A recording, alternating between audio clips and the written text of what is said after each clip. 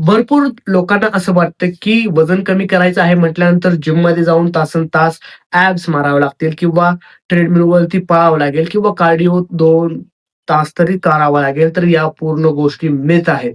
तुम्हाला एवढा hard work करण्याची गरज नाही आणि तुम्ही इतकं जर हार्ड वर्क करू शकत नसाल, तर तुम्ही त्या गोष्टीच्या नादीही लागू नका. आजच्या व्हिडिओमध्ये मी तुम्हाला फक्त 3 सवयी सांगणार आहे. जर त्या 3 सवयी तुम्ही तुमच्या डे टू डे लाईफमध्ये ॲडजस्ट केल्या आणि या सवयी लावून घेतल्या, तरीही तुमचं फॅट लॉस चांगल्या पद्धतीने होऊन जाईल. पण जर तुम्हाला थकूनच जायचं असेल आणि एक्सरसाइज करूनच वेट लॉस करायचं असेल, तरीही तुम्ही जिममध्ये येऊ शकता. त्यामध्ये काहीही अडचण नाही. पण जर तुम्हाला प्रॉपर गाईडन्स नसेल, तर तुम्ही जिममध्ये येऊन कधीच वेट लॉस करू शकणार नाही. आता भरपूर जण जिममध्ये काय करतात, की पोटावरची चरबी कमी करायची आहे, म्हणून पोटाचा व्यायाम भरपूर करतात. ॲब्स भरपूर मारतात.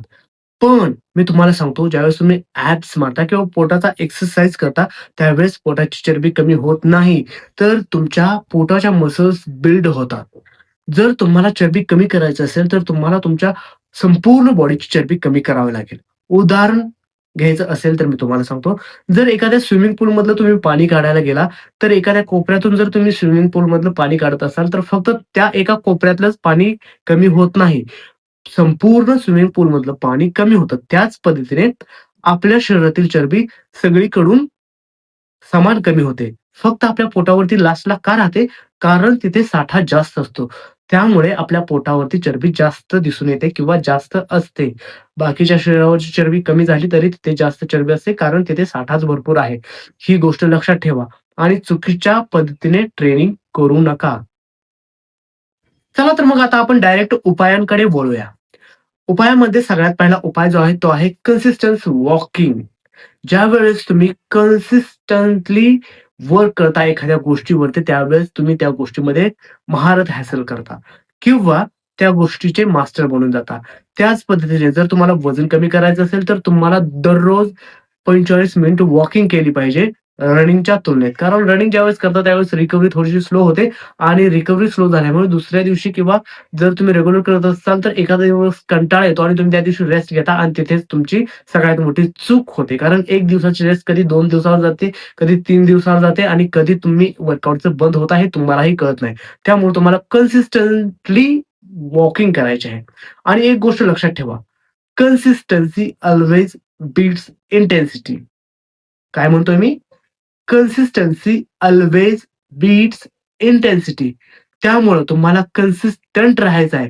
इंटेन्सिटीनं वर्कआउट करायला जायचं नाही. जर तुम्ही असं करायला गेला, तर ते मोटिव्हेशन संपून जाईल आणि तुमचा वर्कआउट ही संपून जाईल. दुसरी महत्वाची सवय आहे, की तुम्हाला भरपूर झोपायचं आहे. हां, मी करेक्ट सांगतोय तुम्हाला भरपूर झोपायचं आहे, पण ते रात्रीच्या वेळेस भरपूर झोपायचं आहे. कमीत कमी 7 ते 9 तासाची झोप तुमची झाली पाहिजे. ज्यावेळेस तुम्ही असं करताल, त्यावेळेसही तुमचा फॅट लॉस होऊन जाईल. आता तुम्ही म्हणसाल, की हा काय सांगतोय, झोपायला सांगतोय. झोपून कधी फॅट लॉस होत असतो का? वजन कमी करायचं म्हटल्यानंतर तर हालचाल करावी लागेल किंवा रनिंग करावी लागेल. पण तुम्ही बरोबर ऐकताय. ज्यावेळेस तुम्ही झोप प्रॉपर घेताल, त्यावेळेस तुमची बॉडी रिकव्हर होते. तुमचे हार्मोन संतुलित राहतात, त्यामुळेही फॅट लॉस होतो. ज्यावेळेस तुम्ही कमी झोपता, त्यावेळेस कॉर्टिसोल हार्मोन म्हणजे ज्याला आपण स्ट्रेस हार्मोन म्हणतो, तो वाढतो आणि तो वाढल्यामुळे तुमचा ग्रिलिन हार्मोन वाढतो, जो भूक लागल्याचा संकेत देतो आणि लेप्टिन हार्मोन कमी होतो, जो पोट भरल्याचं सिग्नल देतो. आणि ज्यावेळेस हे असंतुलन होते, त्यावेळेस तुम्हाला भूक भरपूर प्रमाणात लागते आणि त्यामुळे तुम्ही जास्त खाता, जास्त जेवता आणि त्यामुळे तुमचं वजन कमी व्हायच्या ठिकाणी वाढतं. त्यामुळे आता मला सांगा, मी जे सांगितलं, की तुम्हाला वजन कमी करायचं असेल, तर निवांत भरपूर झोपायचं आहे. तर ही गोष्ट खरी आहे का खोटी आहे? तिसरी गोष्ट म्हणजे डाएट. तुम्हाला तुमच्या डाएटमध्ये हाय प्रोटीन ठेवायचं आहे. त्याच्यानंतर पालेभाज्या, व्हेजिटेबल्स भरपूर प्रमाणात ठेवायचे आहेत आणि त्याचबरोबर कमी जेवायचं नाही. तुम्हाला योग्य जेवायचं आहे. ज्यावेळेस तुम्ही या तिन्ही गोष्टींची सांगड घालचाल, त्यावेळेस तुमचं वजन नक्की कमी होईल आणि तुम्हाला कॅलरी डिफिसिएटमध्ये राहायचं आहे. उपाशी राहायचं नाही. ही गोष्टही लक्षात ठेवा आणि अशाच फॅट लॉसच्या टिप्ससाठी चॅनलला सबस्क्राईब करा. 3 गोष्टी कोणत्या? जर माहीत नसतील तर हा व्हिडिओ पुन्हा एकदा बघा. चला भेटूया आपण पुढच्या व्हिडिओमध्ये.